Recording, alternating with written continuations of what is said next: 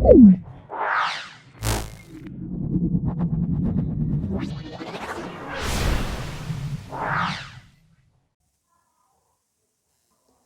Welcome बच्चों, आज हम जो है अपना अप्लाइड मैथमेटिक्स फर्स्ट का डिटरमिनेंट जो पार्ट हमारा चल रहा था उसका सेकंड पार्ट में हम आज ग्रामर और असंगत के बारे में जानेंगे कि असंगत कब होता है, संगत कब होता है, और ग्रामर नियम जो हमारा है उसके थ्रू हम एक्स वाई जेड की जो भी हमारे इक्वेशन होते हैं उसमें एक्स वाई जेड की वैल्यू को फाइंड कैसे करते हैं। तो ये हम आज इसके बारे में जानेंगे जो भी हमारा रहने वाला है आज। तो आज की वीडियो में हो सकेगा तो डिटर्मिनेंट हमारा ख़त्म हो जाएगा, देख लेंगे, कोशिश करेंगे इसी, और जो भी क्वेश्चन इंपॉर्टेंट रहेंगे और जो अच्छे क्वेश्चन रहेंगे वो तो मुझे कराने ही हैं आप लोगों को। पहले ये बताएंगे आपको हम कि जो भी हमारा डिटर्मिनेंट होता है वो जो कंसिस्टेंट होता है, मतलब संगत कब होता है और असंगत कब होता है, इसके बारे में आपको बताएंगे। तो जैसे कि हमें कोई भी समीकरण निकाय दिए होते हैं, जैसे कि माना हमको कोई भी समीकरण निकाय दिया हुआ है, छोटा सा एक शुरुआत हम कर रहे हैं और देखते हैं, इसी के थ्रू मैं हो सकेगा तो बता दूंगा आप लोगों को कंसिस्टेंट कब होता है और इनकंसिस्टेंट कब होता है आपका कोई भी समीकरण निकाय। तो देखो, अगर हमारा कोई भी समीकरण जो तो ये दे रखा है हमको, अगर उसका कोई हल होगा, अगर उसका कोई हल हो या एक हल हो या अनंत हल हो, तो हमारा समीकरण जो है निकाय क्या होता है, कंसिस्टेंट होता है, मतलब संगत होता है। और अगर उसका कोई भी मान नहीं होता, मतलब अगर उसका कोई हल नहीं है, तो वह क्या होगा, असंगत होगा, इनकंसिस्टेंट होगा। ठीक है, तो यही एक छोटी सी बात है और मैं बताता हूँ कि ये मान क्या होते हैं और डी कुछ चीज़ें हैं हमारे पास, तो मैं उसके थ्रू आपको समझाने की कोशिश करूँगा कि संगत कब होगा और असंगत कब होगा। देखिए, इसको सॉल्व करते हैं और बताते चले जाते हैं। हम क्या करते हैं, जो हमारे एक्स और वाई की कोफिशिएंट हमको दे रखे हैं उनसे हम अपना एक मैट्रिक्स बनाते हैं। क्या बनाते हैं, एक मैट्रिक या डिटर्मिनेंट बनाते हैं, या तो डिटर्मिनेंट की बात हो रही है तो डिटर्मिनेंट ही बनाएंगे हम अपना 8 3। ठीक है, इक्वल में बनाया हमने 7/7 और 30 का। क्लियर।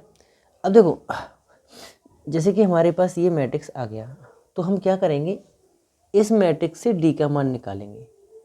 अगर डी का मान 0 आया, अगर डी का मान 0 आ गया तो हम आगे सॉल्व करेंगे। पहले तो हम देखेंगे कि अगर 0 नहीं आ रहा है इसका मतलब वो हमारा संगत होगा।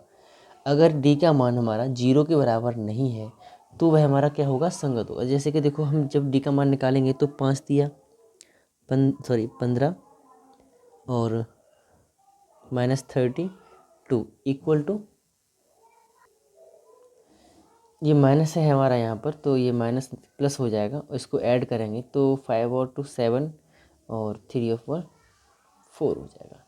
तो ये हमारा हो जाएगा। यहाँ से हमने डी का मान 47 निकाला है, इसका मतलब जो है ये इक्वल नहीं है किसके, जी जो है 0 के बराबर नहीं है, इसका मतलब हमारा ये संगत होगा। अगर ये हमारा डी का मान 0 नहीं आ रहा है यहीं पर, तो हम इसे कह सकते हैं कि ये संगत है। ये हमारा क्या है, संगत है, क्योंकि इसका मान 47 आ रहा है और हम आगे जो है एक्स वाई की वैल्यू निकाल सकते हैं, है ना।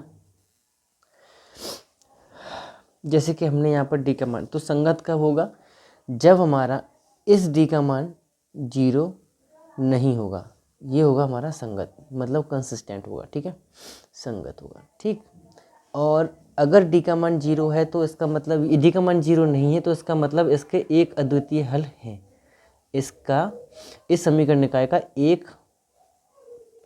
अद्वितीय, मतलब इसका एक हल है हमारे पास। अगर हम चाहें तो इसको हम एक्स वाई जेड की, इस एक्स वाई की वैल्यू को एक अद्वितीय हल है, और तो हमारा क्या हो जाएगा, ये संगत हो जाएगा। अब संगत का कंडीशन और भी है। ये संगत हो सकते की कंडीशन है, मतलब ये हो सकता है और नहीं भी हो सकता है। जैसे कि अगर डी का मान हमारा D1 के बराबर निकल रहा है और D2 के बराबर निकल रहा है और D3 के बराबर निकल रहा है, वैल्यू सेम होनी चाहिए, मतलब 0 होनी चाहिए। मतलब हमें क्या चाहिए, D1 D2 D3 क्या चाहिए, 0 चाहिए, तो हमारा ये संगत हो सकता है। तो इसका एक, तो यहाँ पर क्या होते हैं, अनंत हल होते हैं। क्या होते हैं, अगर बराबर 0 है और अनंत हल हैं, और क्या है, और समीकरण निकाय के अनंत हल हैं, मतलब अनंत हल हैं, तो संगत होगा। संगत होगा, और अगर ये बराबर 0 है और कोई हल नहीं आ रहा है तो असंगत होगा। अगर कोई हल नहीं है, अगर कोई हल नहीं है तो असंगत हो जाएगा, इनकंसिस्टेंट हो जाएगा। ठीक है, तो ये एक पॉइंट था हमारा असंगत होने के लिए। ये हमारा संगत भी हो सकता है, अनंत हल होंगे तो संगत होगा, और अगर कोई हल नहीं है तो असंगत हो जाएगा। ये हम चेक करेंगे जब क्वेश्चन सॉल्व करेंगे तब। अब बात आती है एक और कंडीशन की, असंगत की ही। ठीक, तो वह असंगत कब होगा वो मैं बताता हूँ आप लोगों को। जैसे कि डी का मान हमारा 0 आ गया, डी का मान हमारा 0 आ गया, तो हमें ये हमारा यहाँ से असंगत हम नहीं कह सकते हैं ना, हमें आगे सॉल्व करना पड़ेगा। हमने देखा D1 का मान या D2 का मान या D3 का मान, इन ये D1 D2 D3 क्या है वो हम आपको बताएंगे अभी कि ये D1 D2 D3 है क्या है एक्चुअल में, उसके बारे में बताएंगे। पहले ये आप लोग ना ये समझ लीजिएगा, अगर किसी भी एक का मान, अगर किसी भी एक का मान अगर 0 नहीं आ रहा है, जैसे इसका मान 0 आ जाए, इसका मान कुछ इक्वल नहीं आए 0 के, है ना, 0 से कुछ भी आ जाए, 0 नहीं आए, इसका भी 0 आ जाए, तो हम यहीं कह देंगे कि ये असंगत है, तो हमारा इसका कोई हल नहीं होगा। और अगर इसका ही मान यहाँ 0 नहीं आता है, ये इक्वल 0 नहीं आता है, तो हम यहीं कह देंगे इसका मान जो है ये असंगत होगा। मतलब अगर ये इन दोनों ही 0 आ रहे हैं और ये 0 नहीं आ रहा है तो हम कह देंगे ये असंगत है। और अगर तीनों ही 0 आ रहे हैं, फिर समीकरण को चेक करेंगे हम कुछ वैल्यू पुट करके और कांस्टेंट को ऐड करके, तो देखेंगे कि क्या ये हमारा संगत है या असंगत है। तब हम लास्ट में कहेंगे कि ये असंगत है, अगर इसका कोई हल नहीं है तो। और अगर ये बराबर 0 होगा तो अनंत हल है, तो ये संगत हो जाएगा। और यही हम कह सकते हैं, एक तो अगर ये डी बराबर 0 नहीं आ रहा है, इसका मतलब ये क्या है, संगत है और इसका एक अद्वितीय हल है। जैसे कि ये हमारा 47 आया है डी का मान और ये 0 के बराबर नहीं है, इसका मतलब ये क्या है, संगत है, संगत है और इसका एक अद्वितीय हल है। चलो दिखाते हैं अब ये D1 और D2 एक्चुअल में है क्या है। देखो ये हमारा दो समीकरण थे और जो वेरिएबल दे रखे थे वो हमको दो ही दे रखे थे। ठीक है, तो देखो अब हम करेंगे क्या, जब D1 का मान निकालते हैं तब हम x के कोफिशिएंट को हटा के 730, मतलब इधर जो बराबर में दिया हुआ है उसको हम यहाँ पुट कर देते हैं। तो जैसे कि 7 और 30 हमने यहाँ लगा दिया, -4 3, इसको सॉल्व करेंगे हम तो देखो क्या आएगा हमारे पास, 7 21 और प्लस में 120। ठीक है, इसको ऐड कर लेंगे तो हमारे पास क्या आ जाएगा, 141। तो ये रहा, ठीक, ये रहा D1 का मान जो कि हमारा 0 नहीं है, हालांकि कोई दिक्कत नहीं। अब हमें D2, ये हमारा क्रैमर नियम भी चल रहा है। ठीक है, आप लोग सोच रहे होंगे कि ये हमारा क्रैमर नियम भी चल रहा है और मैंने संगत असंगत की भी कंडीशन आपको बता दी है। तो देखो क्रैमर, अब हमने x के कोफिशिएंट को हटाया, यहाँ लगा दिया, अब y के कोफिशिएंट को हटाएंगे और इसे लगा देंगे। x के कोफिशिएंट को ऐसा ही लिख लेंगे, तो 5 और 8 और 7 और 30, इसको सॉल्व करेंगे तो क्या मिलेगा हमको, 150 माइनस 56 बराबर 94। ठीक है, तो हमें ये मिल गया। अब हम जब x और y की वैल्यू निकालेंगे, क्या निकालेंगे, हम जब x और y की वैल्यू निकालेंगे तो कैसे निकालेंगे, देखो x बराबर होता है D1 बाई डी और y इक्वल टू होता है D2 बाई डी, और अगर z दिया है तो z के इक्वल टू क्या हो जाएगा, D3 बाई डी। ठीक है, ये हमारा इसके कुछ फॉर्मूले और होते हैं x और z की वैल्यू निकालने के लिए। तो सिंपली हम क्या करेंगे, इन्हीं को यहाँ लगाएंगे। x के मान के लिए क्या करेंगे, हम x के मान के लिए करेंगे D1 बाई डी लगाएंगे। तो D1 बाई डी का मतलब D1 कितना है हमारा, 141 है, तो 141 अपॉन में जो D का मान था वो कितना है, 47 है। ठीक है, लगा दिया, इससे इसमें डिवाइड देंगे, 3 बार जा रहा है तो इसका आंसर 3 हो जाएगा x का मान। और वहीं y का मान निकालेंगे तो D2 बाई डी से, तो D2 का मान क्या है, 94 है, तो 94 अपॉन 47, तो इससे भी डिवाइड करके देखेंगे तो ये 2 टाइम जा रहा है, तो इसका आंसर 2 हो जाएगा। तो इस तरीके से हमने x बराबर 3 और y बराबर 2, ये हमारी वैल्यू जो है यहाँ पर आ चुकी हैं, x और y के मान। ठीक, आई होप कि ये आपको कई हद तक समझ में आया होगा। और संगत असंगत का थोड़ा सा अगर डाउट लग रहा हो आप लोगों को तो मैं एक बार दोबारा से समझा दे रहा हूँ कि संगत में क्या होता है कि अगर डी का मान यही हमारा कुछ आ जाए तो वह संगत होता है। अगर पूछे कि ये संगत असंगत प्रूव कर, मतलब बताइए कि ये संगत है समीकरण का है या असंगत है, तो हम सिंपली डी का मान निकालेंगे। अगर डी का मान आ गया तो वह संगत हो जाएगा वहीं पहली बार में, पहले स्टेप में। और अगर यहाँ संगत नहीं हो रहा है, इसका मतलब जीरो आ रहा है, अब ये असंगत भी हो सकता है और संगत भी हो सकता है। तो जैसे डी का मान जीरो आया, हमने देखा डी वन का मान अगर कोई हमारा जीरो नहीं आ रहा है, आगे चाहे आए चाहे बताए, हमने यही देख लिया कि ये हमारा डी का मान जीरो नहीं आ रहा है, तो उसका मतलब ये क्या हो जाएगा, असंगत हो जाएगा। अगर बाई चांस अगर ये भी जीरो आ जाए, सपोज दैट अगर ये जीरो आ जाए तो हम आगे बढ़ेंगे, अगला डी टू निकालेंगे। अगर डी टू भी हमारा जीरो नहीं आता है तो ये यहीं यहाँ असंगत हो जाएगा। अगर ये भी जीरो आ जाए तो हम क्या करेंगे, डी थ्री का मान निकालेंगे। अगर इसका भी मान जीरो नहीं आता है तो ये असंगत भी हो सकता है, अगर नहीं आता है तो असंगत है ही है। अगर जीरो आ गया तो यह असंगत भी हो सकता है और संगत भी हो सकता है। फिर हम इसको सॉल्व करके देखते हैं, चेक करके देखते हैं कि ये संगत है या असंगत है। तो अगर ये चारों मान अगर जीरो आ रहे हैं तो अगर इसके अनंत हल होंगे तो संगत होगा, और इसका कोई हल नहीं है समीकरण निकाय का तो यह असंगत होगा सिंपली। ठीक है, इसको हम इस टॉपिक को जो संगत असंगत की जो कंडीशन, ये वाली कंडीशन है सेकंड कंडीशन, फर्स्ट कंडीशन तो सीधी सीधी है, सेकंड कंडीशन जो भी है इसको हम आगे डिस्कस करेंगे। और पहले क्रैमर नियम का एक और क्वेश्चन देख लेते हैं। क्रैमर को अच्छे से समझने के लिए काफ़ी सारे पॉइंट्स हैं हमारे पास इसको समझने के लिए, तो ये आई होप कि अब इस नियम में तो आप लोगों को कोई दिक्कत नहीं होनी चाहिए। बढ़ते हैं अगले पॉइंट के लिए। तो ये क्वेश्चन हमारा दिया हुआ है, इसे हम सॉल्व करेंगे और क्रैमर नियम के अनुसार, और देखेंगे कि ये असंगत है या संगत है या हमारे इसके अनंत हल होने वाले हैं। ठीक है, तो ये क्वेश्चन हमारा दिया हुआ है दो, इनको सॉल्व करेंगे और चेक करके देखेंगे। तो पहले तो इनसे बनने वाले हम डिटर्मिनेंट को बना लेंगे। तो ये 6 2 9 3 इज इक्वल टू क्या हो जाएगा, 18 27। ठीक, तो पहले हमको डी का मान निकालना है। तो डी का मान कहाँ से निकालेंगे, हम यहाँ से निकालेंगे 6 9 2 3 से। तो हमारा आ जाएगा 6 3 18, 18 माइनस 18। बहुत अच्छा क्वेश्चन आया है, कट गया है तो जीरो आ रहा है। अगर हमारा डी का मान जीरो आ रहा है तो ये अब हमारा संगत भी हो सकता है और असंगत भी हो सकता है। संगत कब होगा, जब इसके सारे मान जीरो आएँ, D one D two D three ये भी जीरो आएँ तो हमारा संगत हो सकता है। अगर तो इसके अनंत हल भी हो सकते हैं और ये संगत भी हो सकता है। और अगर इनमें से किसी का भी मान जीरो नहीं आता है तो हमारा वो असंगत हो जाएगा। ठीक है, चलिएगा इसको करते हैं। तो डी वन का मान निकालने के लिए हम एक्स के कोफिशिएंट को उठाएंगे, इसको लगाएंगे तो 18 27 2 3। इसको सॉल्व करेंगे तो कितना आ रहा है, देखो 38 54 माइनस 27 दूनी 54। ठीक है, 54। तो ये हमारा जीरो।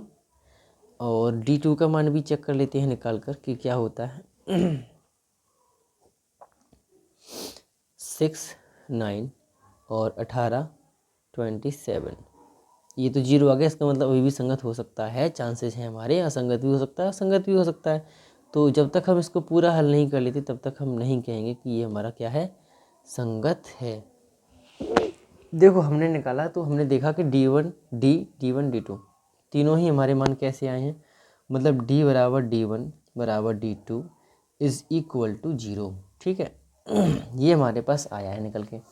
तो देखो अब जो है अगर हम करें तो हम देखो, या तो आप ऐसे कह सकते हो कि, और फिर हाँ ठीक है दिख भी रहा है कि A1/A2 इज इक्वल टू 6/9 बराबर 2/3। ठीक है, B1/B2 मतलब क्या है, 2/3, वो पहले से ही 2/3 है। हाँ, और ये भी हमारा है C1/C2 इज इक्वल टू 18/27, जो कि हमारा ये भी 9 से जा रहा है तो 2/3। तो हम कह सकते हैं कि जो हमारा A1/A2 is equal to B1/B2 equal to C1/C2 जो है हो जाएगा। और अब जब ये बराबर आ रहे हैं इसका मतलब क्या हो जाएगा, इसके समीकरणों का जो हल होगा इसका मतलब ये हो जाएगा कि जो समीकरण के हल हैं हम कह सकते हैं, नीचे देखे देते हैं इसको, समीकरणों के अनंत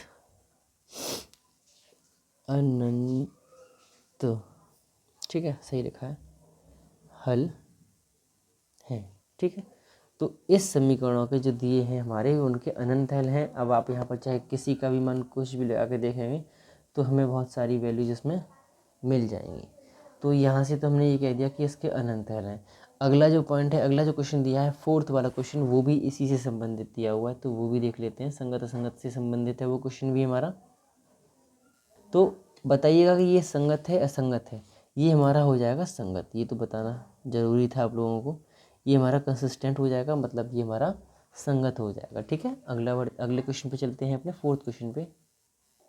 ये क्वेश्चन दिया है हमको, देखो 4 8 डिटरमिनेंट बना लेंगे अपना 6 12, दोनों माइनस के हैं, माइनस लगा लेते हैं आगे, इक्वल टू है 10 24।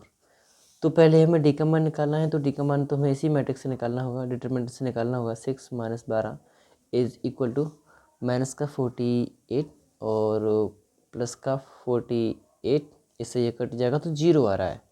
ये हमारा डी का मान 0 आ रहा है। तो D1 का निकाल के देखते हैं अगर, तो D1 में हमको पता है कि इसको यहाँ लगाएंगे, इसको हटा देंगे, तो 10 24 - 6 - 12, इसको सॉल्व करेंगे तो 12 120 माइनस का 120 और प्लस का आएगा साइन हमारा। तो यहाँ इसको सॉल्व करेंगे तो 144 हो जाएगा, और जब इसको सॉल्व करेंगे तो 24। इट मीन्स जो है इसका मान इज़ नॉट इक्वल टू 0। अब चूंकि ये 0 आ रहा है, ये 0 नहीं आ रहा है, तो हम यहीं पे इसको कह सकते हैं ये असंगत है। तो इसका कोई हल नहीं होगा। क्या होगा? कोई हल नहीं है, तो इसका कोई हल नहीं है। क्लियरली हम कह सकते हैं यहीं से। तो बस ठीक है, ऐसे ही आप लोग क्वेश्चन को सॉल्व करके दिखेंगे, और क्रैमर नियम मैंने आपको बता ही दिया है। अब एक आध क्वेश्चन हम क्रैमर नियम का चेक करते हैं और उसको करके देखते हैं, फिर आगे बढ़ते हैं अपने कुछ और संगत असंगत के क्वेश्चन के लिए, क्योंकि वही ज़्यादा टफ है। ये क्रैमर नियम से एक्स वाई जेड का मान तो आप लोग आसानी से निकाल ही सकते हैं, लेकिन वही थोड़ा टफ हो जाएगा आपके लिए पार्ट, तो वो भी बताता हूँ आप लोगों को। तो जैसा कि हमने कहा था अभी आपसे कि एक हम क्रैमर नियम का क्वेश्चन करके देखेंगे 3/3 का। तो ये 1 1 1 1 2 3 और 1 4 9, ये हमको डिटरमिनेंट दिया हुआ है 6 14 36। ठीक है, इसे हमको सॉल्व करना है। अब तो देखो, इसको सॉल्व करेंगे हम अपने तरीके से। तो जब हम डी का मान निकालेंगे, डी का मान निकालना है तो हमें इसी को सॉल्व करना होगा। ठीक है, तो अगर चाहो तो आप इसको एक स्टेप चेंज कर लो, 1 2 3 और 1 4 9। अगर हम इसमें कॉलम्स में चेंजिंग कर लें, इन कॉलम्स को 0 बना लेते हैं। तो देखो हमने क्या किया, इसमें से इसको हटाया, तो 1 1 1 तो रहेगा, इसमें से ये गया 0, इसमें से ये गया 1, इसमें से ये गया 3, इसमें से ये गया 0, इसमें से ये गया 2 और इसमें से ये गया, ये आ जाएगा हमारे पास 8। ये ठीक रहा ना। अब ये दो हमारे पास 0 आ गए, तो हमें आगे सॉल्व करने की ज़रूरत नहीं पड़ेगी, इतना ही सॉल्व करना पड़ेगा कि 8 - 6 बराबर, और जो आगे के स्टेप आएंगे हमारे वो 0 हो जाएंगे। तो इस तरीके से हमारे पास इसको सॉल्व करने के बाद हमारा डी का मान 2 आ जाएगा। ठीक, तो सिंपली हमने डी का मान जो है फाइंड कर लिया है। D1 का मान फाइंड करेंगे, तो हम अब इसको हटाएंगे, इसको यहाँ लगाएंगे, तो 6 14 36 1 2 4 1 3 9। वही किया हमने जो पहले किया था।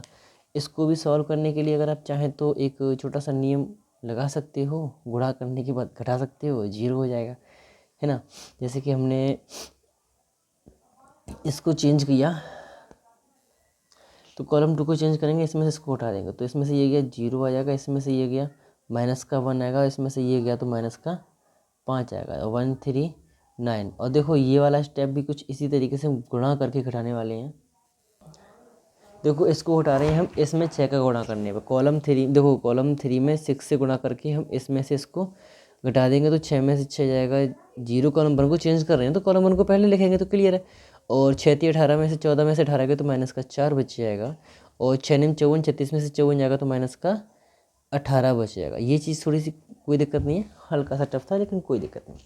हमने किया वही कॉन्सेप्ट यूज़ किया है, प्लस माइनस वाला जोड़कर घटाकर गुणा करके वही तरीका हमने यूज़ किया हुआ है। जैसे मैंने आपको बताया था किसी भी मैट्रिक्स को, किसी भी डिटरमिनेंट को सॉल्व करने के लिए, तो इसको भी हमने वैसी तरीके से सॉल्व किया। देखो हमने इसके सापेक्ष पहली रो के सापेक्ष करेंगे तो ये दोनों पार्ट हमारे जीरो हो जाएंगे, पहले वाले पार्ट ये भी जीरो और माइनस जीरो प्लस 1 बचेगा, 1 से करेंगे इसे सॉल्व तो 5 चौक 20 प्लस का 20 और माइनस का 18 1 कम 18, ये भी हमारा कितना आ रहा है 2। वेरी गुड, तो ये 2 आ गया। और D2 का मान इसी तरीके से हम फाइंड करेंगे, आप लोग करिएगा ज़रा फाइंड और बताइएगा कि मैंने सही किया या नहीं। तो ये 4 हो जाएगा और D3 का मान जो है वो क्या हो जाएगा वो हो जाएगा 6, ठीक है। और ये हमने वैल्यू जो है निकाल ली। इसी तरीके से अब हम जो है x y और z की जो है वैल्यू जो है निकालनी थी वो निकालेंगे। देखो x इक्वल टू क्या होता है d1/d और y इक्वल टू होता है d2/d और z इक्वल टू होता है d3/d। तो d1 का मान हमने निकाला है 2 और 2/2 इज इक्वल टू 1। इसका मान आया है 4, 4/2 बराबर 2 और इसका मान आया है 6/2 बराबर 3। तो x का मान 1, y का मान 2 और z का मान 3। तो ये तो रहा क्रैमर नियम से अपने x और z की वैल्यू निकालना। आई होप कि ये आपको बहुत अच्छे से समझ में आ गया होगा, क्योंकि यही चीज़ आपको थोड़ा सा इम्पोर्टेंट घबरा रही थी कि ये क्रैमर नियम क्या होता है, तो वो मैंने आपको बता दिया कि किस तरीके से हमें इसे सॉल्व करना होगा। अब देखो अगला जो पार्ट हमारा है संगत असंगत का, वो शायद आपको कुछ डाउटफुल लग रहा हो, तो वो भी मैं पार्ट आपको क्लियर करता हूँ अभी पूरी तरीके से। तो ये हमारा 11th क्वेश्चन दिया हुआ है, थोड़ा हट के है, अलग है, तो सोच रहा हूँ बता दूँ आप लोगों को, क्लियर कर दूँ। हमको दिया है क्वेश्चन में कि अगर एक मिनट जरा, 11th क्वेश्चन किधर गया। For what the value of lambda for the following equation is inconsistent, ये हमारा असंगत होगा उस लैम्डा की वैल्यू के लिए। तो लैम्डा की किस वैल्यू के लिए जो हमारा समीकरण निकाय है वो असंगत होगा, ये क्वेश्चन दिया हुआ है। तो देखो असंगत होने के लिए हमको ये पता है कि डी का मान 0 आएगा। संगत होने के लिए भी कंडीशन ये अप्लाई हो सकती है बट नहीं हो सकती, क्योंकि वहाँ हमारा संगत के लिए पता नहीं, लेकिन असंगत के लिए हमको कंफर्म पता है कि डी का मान 0 ही आने वाला है। क्लियर है ना, तभी तो हमारा असंगत आगे बढ़ेगा भाई। ठीक है, तो हम क्या करेंगे, इस समीकरण को d इक्वल टू निकालेंगे तो हम इसको क्या करेंगे, बराबर 0 रख देंगे। तो सिंपली हम लैम्डा की वैल्यू को निकाल लेंगे, तो वही आप लोग भी करेंगे। वी नो दैट यहाँ पर हमारा 0 के बराबर नहीं होता है और वहाँ हमारा 0 के बराबर हो भी सकता है और नहीं भी हो सकता है। तो हम वहाँ कह सकते हैं कि ये नॉट इक्वल टू 0। तो बस उसी की तरीके से हम फिर उसे सॉल्व कर लेते हैं और वहीं से हम लैम्डा की वैल्यू भी, अगर के या लैम्डा जो भी दिया हुआ है उसकी वैल्यू को फाइंड कर सकते हैं, बराबर 0 रख देंगे। तो ये तो आप लोग क्वेश्चन को वो आई थिंक सॉल्व कर ही सकते हैं। तो यहाँ से आप लोग इसे सॉल्व करके लैम्डा की वैल्यू को मुझे देंगे -7/2। ये आपका इसका आंसर रहेगा, क्योंकि हम जानते हैं अगर डी लैम्बो असंगत है तो ये हमारा डी का मान 0 होगा। वहीं से हम इसको सॉल्व कर लेंगे, लैम्डा बराबर -7/2। ठीक है, आगे सॉल्व करते हैं, अपना एक क्वेश्चन लेके आते हैं नया वाला, उसे देखते हैं। और अब तक अगर जितने भी मैंने क्वेश्चन समझाए हैं अगर आपको समझ में आ रहे हैं तो वीडियो को लाइक ज़रूर करें। अब तक अगर आपने वीडियो को लाइक नहीं किया है तो वीडियो को लाइक ज़रूर कर दें और कमेंट ज़रूर करें वीडियो पे कैसा लग रहा है, कैसा समझ में आ रहा है आप लोगों को। और शेयर करना बिल्कुल भी मत भूलिएगा अपने दोस्तों के पास, उनके पास भी शेयर करिएगा और उन्हें भी मेरे साथ जुड़िएगा। जो नए बच्चे हैं, अपने जो बच्चे बाहर के बच्चे हैं उन्हें भी ज़रा शेयर करिएगा वीडियो को। आपके जो दोस्त बाहर पढ़ रहे हैं उनके भी साथ शेयर करिएगा, जिससे कि वो भी मेरे साथ जुड़ें। और चलेगा, बढ़ते हैं अपने अगले क्वेश्चन की तरफ। क्वेश्चन दिया है हमारा, ये बहुत ही अच्छा क्वेश्चन दिया हुआ है और आशा करूँगा कि आपको मैं इस क्वेश्चन को पहली बार में ही कोशिश मेरी यही रहेगी कि मैं इसे पहली बार में आपको समझा दूँ। क्वेश्चन दिया है हमारा कि are the following equations consistent, if so find their solution. अगर ये हमारे संगत हैं तो इसके मानों को या इसके समीकरण के हल को हमें ज्ञात करना है। ठीक है, सो करते हैं इसको सॉल्व, मैट्रिक्स बनाते हैं और चेक करते हैं इसका डी का मान। पहले तो अगर संगत है तो संगत है, मतलब इसका कुछ क्वेश्चन दिया हुआ है, इसका मतलब कुछ तो इसमें नया हमें देखने को मिलेगा ही। तो करते हैं इस क्वेश्चन को सॉल्व। सो मैट्रिक्स क्या बनेगी हमारी, डिटरमिनेंट क्या बनेगी, 1 - 1 और 3। चलो इसे डी का ही मान सीधे सीधे हम लगा देते हैं, क्या ही इतना कुछ बनाएंगे यहाँ पर। और -3 और 5 3 3। ठीक है, तो इसका मान हमको निकालेंगे, तो पहले इसका ही मान निकाल लेते हैं क्या आ रहा है, देखते हैं। इसका मान देखो सॉल्व करने पे हमको क्या मिलेगा, 0 मिल जाएगा। तो आप लोग चलिएगा मैं निकाल ही देता हूँ, क्या ही टाइम वेस्ट करूँ। 9 + 1 3 + 15 + 3 3 - 15। ठीक है, इसको सॉल्व करेंगे तो क्लियर हमको मिल जाएगा क्या, हमको मिल जाएगा 0 मान। तो आप लोग से चेक करेंगे कि यार 0 आ रहा है कि नहीं आ रहा। देखो 9 और 9 18, 18 एकम 18, यहाँ से आएगा 15 और 3 18, और 15 में से 3 गए तो बचा 15 और 3 18, एकम 18, और 9 और 9 18, एकम 18, और ये आ रहा है हमारा 15 में से 3 गया तो 12 3 36। ठीक है, 18 36 36 माइनस के और कट के 0 हो जाएगा हमारा पूरा। तो ठीक है, अगर ये समझ में आ गया हो आप लोगों को तो चलो मैं इसे 18 18 36 हो जाएगा, और इधर से माइनस का 36 आएगा, इसको हम चलो घटा के 0 कर देंगे। अब D1 का मान भी निकाल लेंगे इसी तरीके से। तो हमको पता है कि इस कोएफिशिएंट को उठा के हमें ये यहाँ लगाना है, तो 6 - 4 10 -1 3 3 और 3 - 3 और 3। ठीक है, ये हमारा यहाँ से हो जाएगा। इसको सॉल्व जब करेंगे हम तो सिंपली हमको ना इसकी भी वैल्यू 0 मिलने वाली है, और D2 की वैल्यू भी हमको क्या मिलने वाली है, 0 ही मिलने वाली है। तो 115 चेक कर लेंगे, 6 - 4 10 और 3 - 3 3। इसका भी मान हमने देखा तो 0 ही मिला। ठीक, वहीं हम D3 को भी सॉल्व अगर करते हैं तो D3 का भी मान हमको क्या मिलने वाला है, 115 -1 3 और 3 और 6 - 4 10। तो इसको भी जब हम सॉल्व करेंगे तो 0 मिल जाएगा। तो कुल मिला के हमें तीनों ही मान 0 मिल रहे हैं। अब भाई चेक तो करना ही है ना कि ये कंसिस्टेंट है या नहीं है। हमको यहाँ से ये कंडीशन तो मिल गई भाई कि D = D1 = D2 D3 = 0। तो समीकरण निकाय हमारा, अब ये देखना है निकाय का, या तो देखो यहाँ लिख के दिखाता हूँ मैं आपको, निकाय के या तो अनंत हल हैं, या तो अब यहाँ से एक कंडीशन तो क्लियर है कि अब यहाँ निकाय के या तो अनंत हल हैं या कोई हल नहीं है। ठीक है, यहाँ से एक तो बात क्लियर है कि यहाँ तो या तो अनंत हल है और या कोई हल नहीं है। अब हमें यही चेक करना है यहाँ पर कि इसके कितने हल हैं, अनंत हल हैं या कोई हल नहीं, ये चीज़ हमको चेक करनी है यहाँ पर। ठीक है, हमने क्या किया, हमने लिया Z = K। ठीक है, हमने देखा Z = K, जो कि हमारा कोई भी एक रियल नंबर से आता है, कुछ भी हम मान सकते हैं। हमने K ले लिया, कांस्टेंट मान लिया, हमने एक अलग से K ले लिया, हमने K रखा। जब Z = K रखने पर हमने देखा ये जो समीकरण है यहाँ पर रखेंगे तो x माइनस, अगर यहाँ लिखना चाहें तो लिख सकते हैं कि समीकरणों में Z = K रखने पर, क्या रखने पर हमने कहा था कांस्टेंट हम एक यूज़ करने वाले हैं, उसके बाद ही हम इस क्वेश्चन को सॉल्व करेंगे। सभी समीकरणों में Z = K रखने पर, तो यहाँ हम जब पहली बार में यहाँ पहले समीकरण में जब हम रखेंगे तो हमको क्या मिलेगा, हमको मिलेगा, देखो मैं यहाँ डायरेक्टली आपको रख के दिखाता हूँ। तो हालांकि कोई देखो x - y = 6 था और माइनस का 3 को हो जाएगा। ठीक है, तो ये हमारा बन जाएगा पहला समीकरण। ठीक, अगला जो बनेगा वो क्या बन जाएगा कि x + 3y = 3k - 4, ये दूसरा समीकरण था। और तीसरा बनेगा -4 था ना बराबर में, उसी तरीके से हम इसे सॉल्व कर रहे हैं, उसी तरीके से ही हम इसको आगे बढ़ा रहे हैं। तो 5x + 3y = 10 - 3k, तो ये बन गया हमारा तीसरा समीकरण। ये हमने यहाँ से निकाला। ठीक, हमने देखा समीकरण 1 और 2 से, समीकरण 1 और 2 को हल करने पर, समीकरण 1 तथा 2 को हल करने पर, हमने समीकरण 1 और 2 को हल किया, हमें क्या मिला देखते हैं।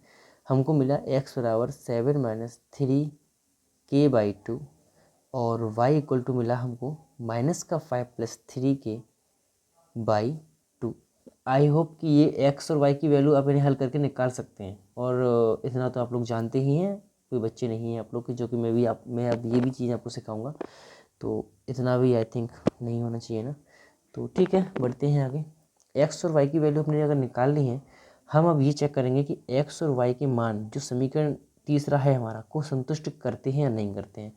और अगर ये संतुष्ट करते हैं तो ठीक, अगर नहीं करते हैं तो फिर हमें आगे, तो हमारा ये इनकंसिस्टेंट हो जाएगा। ठीक है, हमने जब वैल्यू समीकरण तीसरे में रखा तो हमारा वो संतुष्ट करता है, क्या करता है, समीकरण चलेगा, मैं लिख के देता हूँ यहाँ पर कि x तथा y के ये मान समीकरण 3, मतलब क्या है, समीकरण 3 जो है क्या, तो सॉरी 5x + 3y बराबर 10 - 3k, इसको क्या करते हैं, ये संतुष्ट करते हैं। इसे लिख देता हूँ मैं, ये भी को संतुष्ट करते हैं। तो हमारा जो है समीकरण निकाय ये क्या है, संगत है। तो समीकरण जो है वो क्या है, तो समीकरण हमारे संगत कहलाएंगे, संगत हैं। तो यहाँ से हम इस तरीके से, अब हम जब देखो सुनो, जैसे कोई भी है इस और इसके अनंत होंगे और क्या होंगे, मैं सारा कुछ लिख देता हूँ, 1 मिनट जरा। तो ये इसकी लैंग्वेज रहेगी, वो मैंने आपको समझने के लिए लिख दी है। तो ये हमारे एक्स और वाई के मान, अगर हम जेड की इक्वल टू के है, इसके अनंत हल है। ठीक है, अगर के है, के की जगह हम 1 2 3 अब अनंत तक रख सकते हैं, और हम जो भी मान हमें, तो इससे हम कई मान जो है यहाँ से फाइंड कर सकते हैं। इसका मतलब ये हमारा अनंत वैल्यू वाला है और ये संगत कहलाएगा। क्या कहलाएगा, ये जो है समीकरण है वो क्या है, संगत है। आई होप, और मैं आशा करता हूँ कि ये क्वेश्चन आपको बहुत अच्छे से समझ में आया होगा, और जो भी मैंने समझाया है आज के पार्ट में वो भी बहुत अच्छे से समझ में आया होगा आप लोगों को। अगर समझ में आते हैं ना आप लोगों को टॉपिक्स, तो प्लीज़ ना वीडियो को लाइक ज़रूर करिएगा, क्योंकि अगर आप लोग लाइक नहीं करते हैं तो यही थोड़ा सा मुझे डिसमोटिवेट करता है, और वैसे कोई दिक्कत नहीं है। और अपने फ्रेंड्स के पास शेयर करना बिल्कुल मत भूलिएगा वीडियोज़ को। वीडियो को लाइक, कमेंट और शेयर बिल्कुल भी नहीं भूलिएगा। तो ठीक है बच्चों, आज के लिए बस इतना ही रखते हैं, और मिलेंगे अपनी अगली वीडियो में। और ये हमारा पार्ट लगभग ख़त्म हो चुका है पूरा ही, और डिटरमिनेंट भी आई थिंक पूरा ही समझ में आप लोगों को आ गया होगा। और जो भी रह गया है पार्ट, अगर आपको लगता है कि जो चीज़ समझ में नहीं आई है, कोई भी बात आपको अगर समझ में नहीं आती है, तो आप लोग मुझसे पूछ सकते हैं, मैं आपको बताने के लिए कभी मना नहीं करता हूँ। और ठीक है, मिलते हैं अपनी अगली वीडियो में। तो तब तक के लिए अपने बस वीडियो को लाइक और कमेंट करना ना भूलिएगा, और अपने फ्रेंड्स के पास शेयर करना बिल्कुल भी मत भूलिएगा, उनके पास भी शेयर करिएगा। मिलते हैं अपनी अगली वीडियो में। आज के लिए बस इतना ही रखते हैं।